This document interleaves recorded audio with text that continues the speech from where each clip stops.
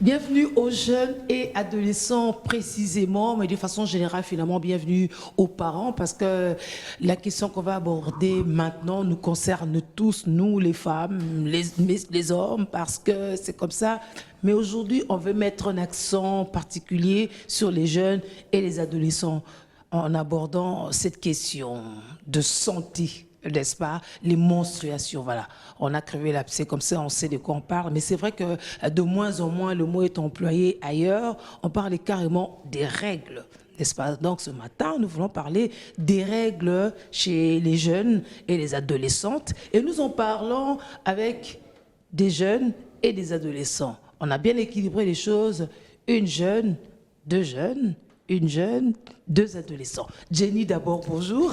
Bonjour Julie. Mais il y a quand même longtemps, on devrait oui. se dire. Oui, ça fait très très longtemps. Moi d'ailleurs, je suis très contente d'être là sur ton plateau. Ça va faire presque une année après. Voilà. Donc cette question nous préoccupe énormément, c'est pourquoi nous sommes là. Voilà, merci d'être là, Carmel. Bonjour Madame Julie. Et bonjour à toi. En tout cas, je suis très contente de retrouver votre beauté, ça faisait longtemps. Je crois que ma fin d'année est carrément réussie grâce à vous. Alors c'est comme ça que ça fonctionne lorsqu'on rencontre des nanas entre jeunes et adolescents. On salue plutôt la beauté, c'est comme ça. Oui, c'est quand même un élément important qu'on voit sur place, mais il n'y a pas que la beauté, il y a d'autres éléments Il y a qui d'autres entrent en compte. éléments, notamment les règles dont on va parler tout à l'heure. Hervé, c'est un plaisir que tu sois parmi nous. C'est vraiment un plaisir d'être là, de vous rencontrer, mais surtout d'être là pour parler aux jeunes de cette question importante dans les cadres du programme national santé des adolescents et avec son partenaire l'OMS. Voilà, c'est vraiment un plaisir d'être là. Alors, on commence par cette question justement, les règles. Est-ce que ça gêne? Il est vrai que dans notre société, qui est une société bantou, c'est une question dont on ne parle pas à haute voix, c'est une question dont généralement les parents ne discutent pas avec les enfants jusqu'à ce qu'au moins les enfants se retrouvent dans ces cas-là. Mais c'est important d'en parler parce qu'on va voir que la mauvaise gestion de ces règles, la mauvaise gestion du cycle menstruel, c'est-à-dire qui est le cycle menstruel part du premier jour où on voit ces règles jusqu'au prochain premier jour des prochaines règles. La mauvaise gestion de cette période peut amener des maladies et beaucoup de choses. Donc c'est important vraiment d'en parler, même si dans notre société, qui est une société bantou, alors on ne met pas toujours ça sur la table. C'est un fait biologique, il est normal, les règles. Qu'est-ce que c'est que les règles, Jenny? Oui, les règles en fait, après ça je vais raconter une petite histoire, c'est vrai que c'est marrant. Les règles, c'est un phénomène biologique ou physiologique normal qui se caractérise par l'élimination du sang dans l'organe génital de la femme. Alors l'histoire que je vais raconter, en fait, ça explique cette définition. Quand j'étais en 3e, en 4e des humanités, mon professeur de biologie avait tendance à nous raconter une petite histoire comme quoi, quand les ovaires, parce que dans la femme, il y a 2 ovaires et plusieurs ovules à l'intérieur. Chaque mois, les ovaires libèrent une ovule. Donc ça fait 2 ovules en fait. Voilà. Chaque fois. Et quand l'ovocyte ou l'ovule sort, elle attend à ce que les spermatozoïdes viennent pour féconder monsieur spermatozoïde. Qui vient rencontrer madame ovule. Ensuite, lorsqu'il n'y a pas eu rapport sexuel chez la jeune fille, madame ovule attend à ce que monsieur spermatozoïde arrive. Et quand il n'arrive pas, l'utérus qui est à la maison se fâche. Mais moi, j'attends à ce que tu te multiplies, j'attends à ce que tu rencontres et puis voilà, crée quelque chose, crée le fœtus. Et quand ça se passe comme ça, l'utérus s'effâche et il libère, il chasse de sa maison l'ovule qui alors ensuite est libéré sous forme de mucus utérus. C'est vrai que ça fait rire, mais en fait cette histoire me restait tellement dans la tête et j'ai le plaisir d'expliquer aux jeunes, même aux petits-enfants, le processus, comment ça se passe. C'est vrai que c'est une belle image, comme ça on comprend à peu près mieux. Carmel, ça veut dire que de la même façon, le premier jour, un homme avait rencontré une femme, mais maintenant, chaque mois, on attend à peu près cette rencontre du point de vue de l'intérieur, à en croire son histoire ou à suivre son histoire, n'est-ce pas? Chaque fois, il y a monsieur spermatozoïde qui doit arriver pour rencontrer madame ovule. Quand on ne se rencontre pas, eh bien, on évacue. Bah oui, c'est une image quand même très intéressante. Ah oui. Pour une fois, elle dit quelque chose de drôle, c'est bien. Bon, en fait, si on ne veut pas aller trop dans cette histoire, en gros, les règles, c'est quoi? C'est juste un écoulement sanguin plus ou moins régulier, périodique, chez la femme à partir d'un certain âge. Donc cet écoulement sanguin, comme l'a dit Jenny, est dû à l'évacuation des mucus utérins. En quelque sorte. Ah, voilà. Ouais. Alors maintenant, au-delà de la définition des règles, on va en parler tout à l'heure, on va essayer de voir comment on va gérer tout ce cycle-là. Ouais, tout ce cycle. Moi, j'aimerais juste insister sur le fait que pourquoi la question des règles est importante aussi pour nous, les hommes. Parce qu'il y a 2 hommes sur les plateaux. Ah oui, hein, peut-être qu'il peut aussi se poser la même question. On peut se pourquoi demander, vous en parlez pourquoi les hommes sont là sur un sujet qui concerne les femmes. Ouais. Dire, Parce en fait, que c'est vous, messieurs, qui allez à la rencontre aussi, oui, quelque part. parce hein. on a l'interaction avec les femmes. Les enfants, ils naissent pas parce que la femme est seule, mais parce qu'il y a les hommes et les femmes. Donc on est impliqué dans ce phénomène-là. Même si souvent les garçons se rétractent. Que s'est-il passé? Et aussi, en fait, parce que très souvent, les femmes ou les filles sont victimes de stigmatisation, de mise à l'écart, simplement à cause du regard que les hommes ont par rapport à ce phénomène-là. Du coup, c'est important que les hommes en parlent, comprennent que c'est naturel, comment ça se passe, que ce n'est pas de la saleté, ce n'est pas une malédiction, mais c'est un phénomène naturel qu'on peut gérer d'une certaine façon, de manière à ce que ça ne gêne personne. Ah oui, on peut gérer. C'est parce que c'est lorsqu'on voit qu'à un moment, les gens se disent « Ah, c'est sale et tout ». De l'intérieur, c'est une chose. Quand on sait le gérer soi-même, c'en est une autre. Mais lorsque les autres peuvent voir à travers des habits entre les jambes, on se dit non, c'est devient sale. C'est ça aussi, par exemple, on en discutait avec des amis, on se disait avant, à l'époque, peut-être que les filles n'avaient pas des bandes hygiéniques, n'avaient pas les mêmes outils aujourd'hui pour gérer leur cycle menstruel. Du coup, peut-être que c'était un peu plus sale et il y avait plus de réticence à approcher une fille lorsqu'il est dans ces périodes menstruelles. Mais aujourd'hui, il y a tous les outils pour avoir une hygiène convenable pendant cette période. Donc, je ne vois pas pourquoi Hervé ça devrait peut confirmer que maintenant, vous approchez de plus en plus les filles parce qu'elles gèrent davantage, mieux... Bon, les approcher, je ne sais pas trop dans quel sens. Mais non, on parlait de la saleté tout à l'heure, Hervé. Quel sens? Le sens est unique ici. Oui. Ah, Julie. Et il est comment? Bon, en fait, déjà, il est important justement que nous, les hommes, soyons impliqués dans ce processus de sensibilisation, dans la mesure où il y a une d'entre nous, Selena, qui parlait de la première fois où elle a vu ses règles. La première personne à qui elle s'est adressée, c'est son frère jumeau. Vous voyez? Donc, je crois que si son frère jumeau avait ces informations, il pouvait déjà l'aider, l'orienter, lui dire ce que c'était. Vous voyez? Donc, nous avons autour de nous des sœurs, mais après, on va devenir demain des parents, hein. On sera demain des papas. Des maris, peut-être. Tu dis quoi? Des maris, peut-être. Non, pas peut-être, certainement. Parce qu'on peut être papa sans être mari. Et il est important qu'on puisse sensibiliser justement. Alors, pour revenir aussi à ce que Julie disait tout à l'heure, c'est vrai que j'en ai ri parce qu'après, approcher une fille, ça a beaucoup de sens. Mais c'est vrai qu'aujourd'hui, on ne peut pas considérer une femme qui a ses règles comme étant sale. Non, parce qu'aujourd'hui, déjà, il y a beaucoup de choses à côté. Il y a des bandes hygiéniques, même les bandes hygiéniques recyclables aujourd'hui. Je crois que c'est d'ailleurs ce qui est recommandé parce que c'est moins coûteux, ça évite des dépenses et tout ça. Et aujourd'hui, il y a beaucoup de structures qui travaillent sur la sensibilisation, les PNSA, qui sont en train de faire un grand travail. Et déjà, moi, j'aime toujours dire que les règles ne sont pas une maladie. Et ce n'est pas une maladie contagieuse. Que non, ceux qui n'ont pas il y a une femme qui a une règle et qui n'a pas de règle. Non. Peut-être que tu n'as jamais eu des règles, hein, mais les filles, à un moment, elles ont cette impression, là, évidemment, c'est psychologique. Ah oui, c'est vraiment psychologique. Comme c'est récurrent, on sait que forcément, ça veut arriver. Lorsqu'on voit ça chez l'autre, on pense déjà à ces règles-là. Et du coup, ça finit par arriver. C'est comme ça même que plusieurs filles réagissent de façon différente. Ça dépend de l'organisme de la personne. Il y a certaines filles, par exemple, moi, c'est vrai qu'il y a des vertiges et tout. La douleur, ça ne me pousse pas à prendre les médicaments, bien qu'avant, au début, je prenais parce que, vous savez, la peur au tout début. Mais il y a des filles qui, pour elles, ça devient une maladie. Et au-delà de ça, il y a d'autres contraintes qui fait que ça devienne une maladie. Ces contraintes sont externes à elles. C'est-à-dire, par exemple, à l'école.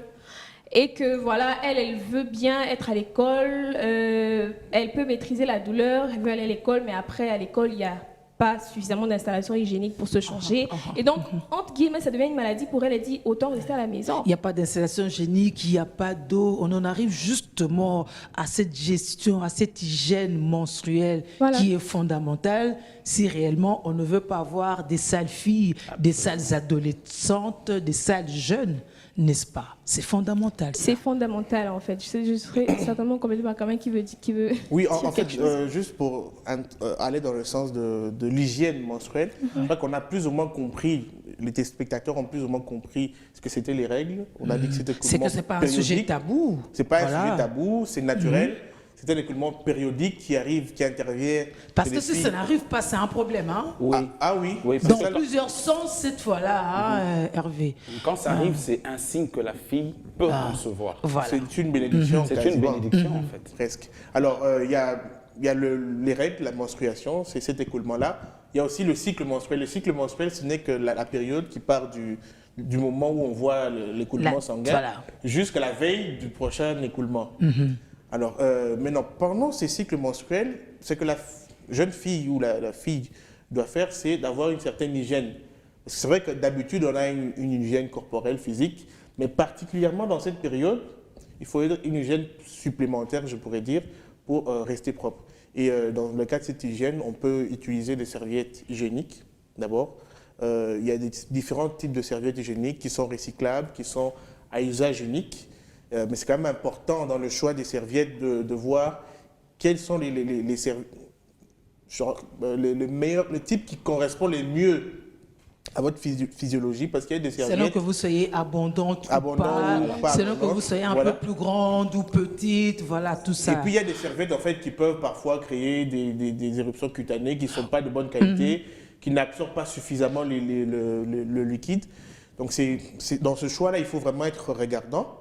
Mais ensuite, il faut aussi avoir une très bonne hygiène corporelle. Il faut vraiment se laver régulièrement, être propre pendant cette période, en plus d'utiliser des serviettes hygiéniques. D'ailleurs, c'est conseillé d'avoir au moins 2 serviettes en journée, à part celles qu'on a portées le matin, parce que comme ça nous donne la possibilité de nous échanger au moins 2-3 fois la journée. Mais en fait, ce qui est triste, c'est que moi, je raconte ça parce que c'est quelque chose qui m'a marqué quand j'étais très petite. J'avais des amis qui venaient échanger avec moi quand j'étais en première, deuxième, comme quoi ils utilisaient des pagnes. Et on sait que les pagnes, déjà, ne sont pas appropriées pour absorber la muqueuse qui sort. Et donc, elle te dit, voilà, ça déborde, en même temps, ça sort. Et ça, c'est de 1, de 2. Le pagne peut être malpropre, ça peut être sale et tout ça. Donc, ça, c'est en fait les contraintes auxquelles les filles font face. Et je pense que, comme Carmel a dit, en fait, il y a plusieurs serviettes qu'il faut utiliser, encore que ça doit être réutilisable. Alors, à titre d'information, je complète un peu Carmel quand il parlait des cycles menstruels. On a tendance à faire confusion. C'est une question qui est venue, hein. J'ai entendu ça. Comme quoi, c'est quoi les différents types des cycles, et comment un cycle court peut être régulier à la fois et irrégulier en même temps. Parfois, ça perturbe en fait. Ce qu'on doit retenir, c'est qu'il y a 2 grands types de cycles. Cycle régulier et cycle irrégulier. Un cycle est régulier lorsque ça revient à chaque fois à la même période, à la même date. Un cycle est irrégulier lorsque ça ne revient pas à la même période, à la même date. Au-delà de ça, il peut y avoir 3 autres sous-types de cycles. Cycle long, cycle court, cycle moyen. Ce sont des sous-types de règles réguliers. Voilà. Et donc, un cycle peut être régulier, court, régulier moyen, régulier long. Un cycle est court lorsque l'intervalle des jours prend 21, 22 jours, et moyen lorsque ça prend 28 jours, et long lorsque ça va au-delà de 30, 32 jours. Ah oui, parce qu'il y en a quand même, hein, c'est selon, ouais. Parce que ce n'est qu'une marge, c'est ça. On ne se ressemble pas forcément. Exactement. Et donc, pendant cette période, il est très nécessaire de bien se prendre en charge pour ne pas attraper des infections, des maladies, etc. Mais justement, pour compléter, Jenny, la bonne gestion de ces menstruations part justement de la découverte du type des cycles auxquels nous appartenons. Parce que quand je sais, par exemple... J'aime ça, auxquels nous appartenons. On adhère à une démarche. Très bien. Tu as mes encouragements, Hervé, on y va. Tu es vraiment merveilleux. Merci beaucoup. Voilà, quand on sait, par exemple, que moi, j'ai un cycle de 28 jours, à l'approche de la date... voilà, du début du prochain cycle, on sait prendre ces mesures. Mais aussi, quand, en fait, c'est ça même tout le problème, quand le cycle est irrégulier, comment on sait que l'on s'approche des prochaines règles? Et là, il y a des signes, bien sûr. Parfois, ce sont des vertiges, parfois on a mal au bas-ventre, et parfois ce sont des maux de tête, et je crois que Jenny en sait un peu plus. Et donc, quand votre cycle est irrégulier et que vous commencez déjà à avoir ces symptômes-là, il faut déjà commencer à prendre des mesures. Mais aussi, il est possible qu'ayant un cycle régulier, suite par exemple au stress ou à des émotions débordantes, que l'on ait des règles un peu plus avant ou un peu plus après que la date, voilà. Ah oui, c'est exactement ce que Hervé... En même temps, quand Hervé parle, ça me fait du bien que les garçons maîtrisent quand même la question de l'hygiène menstruelle. Comme vous voulez. Vous avez dit, bon, ok. Les hommes comme ils veulent. Vous maîtrisez cette question de l'hygiène menstruelle. Et même moi, je pense que ça peut servir d'exemple à d'autres hommes et garçons qui nous suivent. Ce n'est pas un sujet tabou. Vous pouvez servir d'aide à votre sœur qui peut-être n'a pas assez d'informations et lorsque ça arrive, elle ne sait pas comment s'orienter. Donc, c'est vraiment pas un sujet tabou. Ils sont la preuve.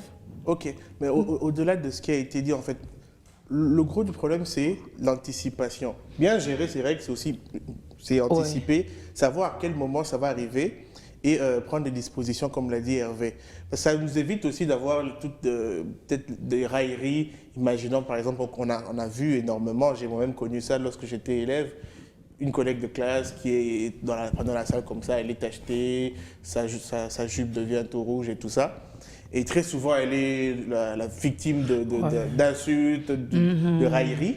Donc, pour éviter ce genre de choses, même si quand même d'un côté, il faut faire de la pédagogie, sensibiliser pour qu'on n'ait pas un regard moqueur vis-à-vis des filles qui sont dans cette situation. De l'autre côté, il faut aussi dire aux filles qu'il faut prévoir un peu plus, savoir voir à quel moment j'aurai mes prochaines règles et déjà prendre des dispositions, porter une bonne hygiénique pour ne pas tomber dans ça. Et là, ça m'amène par exemple à parler aux parents.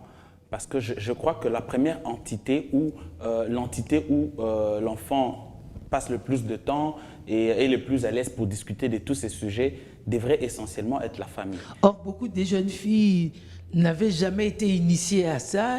Elles n'en savaient rien jusqu'au premier jour. Et même lorsqu'elles posent des questions, il n'y a personne pour répondre. Voilà. C'est compliqué. Et il est important que les parents parlent de ces sujets déjà avec leurs filles quand elles atteignent 9 ans, 10 ans, parce que c'est autour des 10 ans déjà que ça commence. Il est important que les parents en parlent à leurs filles, bon, même à leurs garçons. À leurs garçons peut-être à un certain âge, mais qu'ils en Sinon, parlent. pourquoi pas les préparer à 10 ans à recevoir quoi. Oui, bon, à un certain âge, mais à leurs filles, il faudrait déjà en parler tôt. Pour que la fille sache à quoi s'attendre, qu'elle sache que ce n'est pas une maladie. Selena, par exemple, croyait que c'était une plaie. Une plaie Mais elle cherchait partout. Oui, elle pensait que c'était une plaie. Elle a même parlé à son frère. Heureusement que son frère n'a pas vu la plaie, il a seulement vu les sangs. Et son frère lui a dit, tellement il y a beaucoup de sang, tu vas mourir. Et elle s'attendait à mourir jusqu'à ce que, voilà, elle ait décidé d'en parler à ses parents. Mais il y a d'autres filles qui n'en parlent pas. Et après, elles essaient maintenant de se débrouiller avec les moyens des bords, essayer de voir comment gérer. En fait, hein. Bon, en fait, quand on en parle avant, le choc, il est un peu atténué. Oui, il n'y a que ça, finalement. Voilà. Si on n'en parle pas avant, tout d'un coup, tu te réveilles un matin, ta robe est en sang. C'est quand même choquant. Quand même, c'est quand même assez bizarre. C'est ça, en fait. Si on anticipe, on se dit, ah voilà, on m'avait dit que ça allait arriver, c'est arrivé finalement, je vais en parler à maman, on est contente, voilà. Maintenant, Jenny est devenue une femme. Voilà, c'est exactement la phrase que ma maman m'a dit, en tout cas. Tu es devenue une femme, tu deviens responsable, n'approche plus les garçons n'importe comment. Donc, en fait, c'est vrai, il y a d'autres filles qui apprennent ça dans la rue, par des camarades. Et voilà, c'est une éducation diffuse. Et on ne sait pas, généralement, ce n'est pas la bonne information.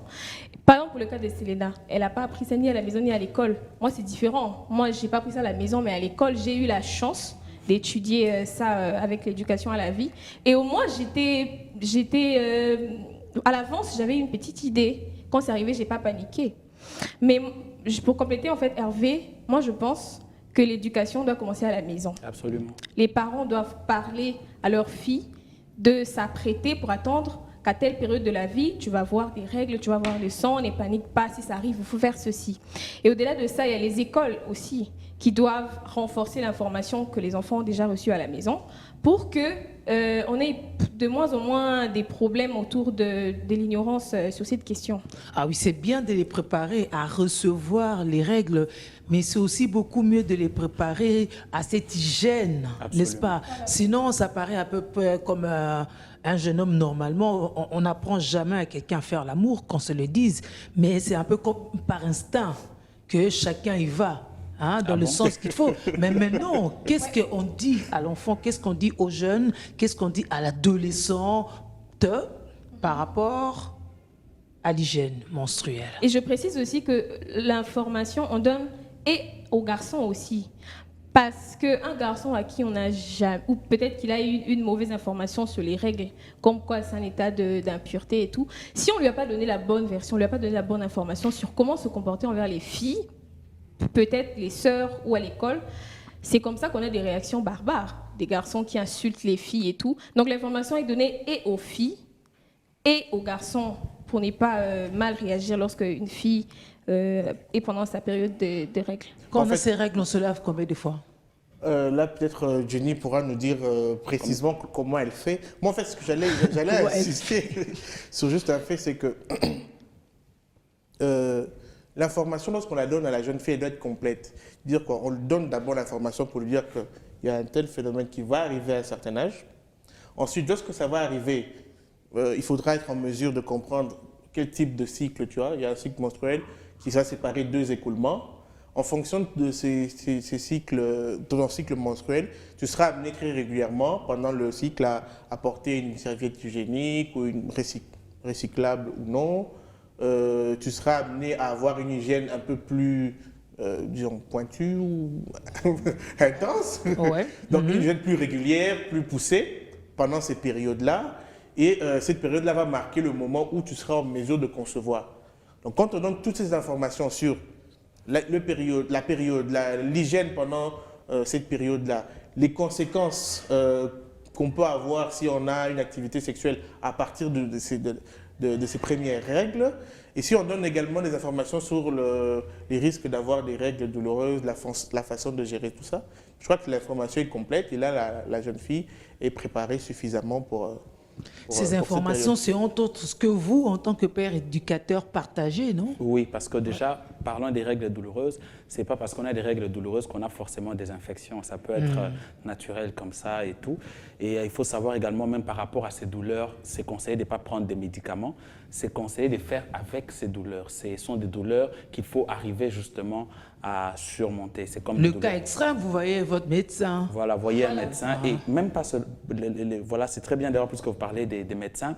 Il y a des centres de jeunes, des espaces de jeunes qui ont été aménagés dans essentiellement les grands hôpitaux généraux où les prestataires ont été formés, outillés pour donner toutes ces informations. Il se peut qu'une information nous ait échappé là maintenant. Vous savez, on n'a que quelques minutes.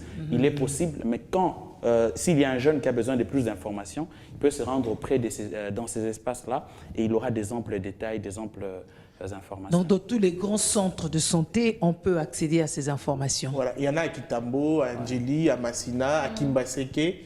Donc, les jeunes peuvent y aller. Généralement, dans les hôpitaux de référence. Il y a également donc, ce package-là adapté aux adolescents, aux jeunes, où vous avez des médecins qui sont spécialement formés pour accueillir les jeunes. Donc, ce n'est pas des médecins traditionnels, ce n'est pas une maman qui va te dire « Yo, bani madame ». Non, c'est vraiment une personne qui va avoir la psychologie, le tact, la doigté pour vous accueillir convenablement. Ou pour faire simple, ils peuvent vous contacter, ils peuvent contacter l'émission. Voilà. Et puis voilà, nous on vous rappelle juste ces centres-là. Voilà. Alors vos derniers mots, les jeunes, les ados? On va vous donner la primeur à la dame. Ok, c'est la première fois. Donc, moi mon message s'adresse aux filles, comme moi, que je pense que cette émission va être très bénéfique. On a parlé beaucoup sur l'hygiène menstruelle et je veux que chaque fille prenne conscience de l'importance d'être propre pendant sa période des menstruations, les règles, comme on appelle couramment. Donc, si tu n'es pas propre, tu vas sentir mauvais. C'est comme ça que les garçons vont fuir. Après, vous allez condamner les garçons ou les hommes. Donc, il faut être propre pendant cette période, se prendre en charge, être capable de se changer au moins 3 fois la journée et utiliser des serviettes hygiéniques adaptées, réutilisables. N'utilisons plus les pagnes comme on l'a toujours fait dans le passé. Parce que les pagnes ont des conséquences avec l'attachement sur la peau. Ça peut avoir plusieurs autres conséquences, notamment les cancers, les infections, etc.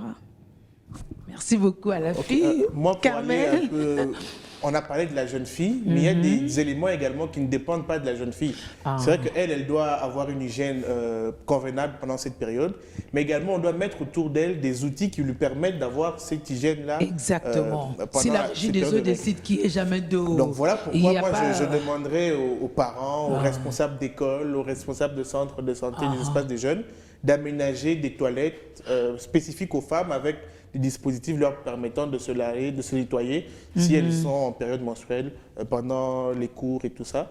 C'est quand même beaucoup de jeunes filles, surtout dans des milieux assez reculés, ne vont pas à l'école en période de menstruation parce qu'il n'y a pas de dispositions prises pour leur permettre d'étudier convenablement pendant ces périodes et de rester propres. Merci pour cette observation. Hervé? Moi, je voulais parler aux garçons, je voulais nous parler à nous. Voilà, on a pendant quelques minutes parlé des cycles menstruels, on a parlé des règles et tout, mais il est important que nous, les garçons, nous puissions comprendre que ces filles en question sont nos sœurs, ces filles en question sont nos épouses et voilà. Et il est important que pendant ce moment, que nous puissions avoir un regard un peu plus ouvert et que nous puissions les traiter avec le respect qu'elles méritent. Mais aussi pour ajouter aux filles, lorsque vous êtes pendant vos moments des règles, habillez-vous aussi en fonction.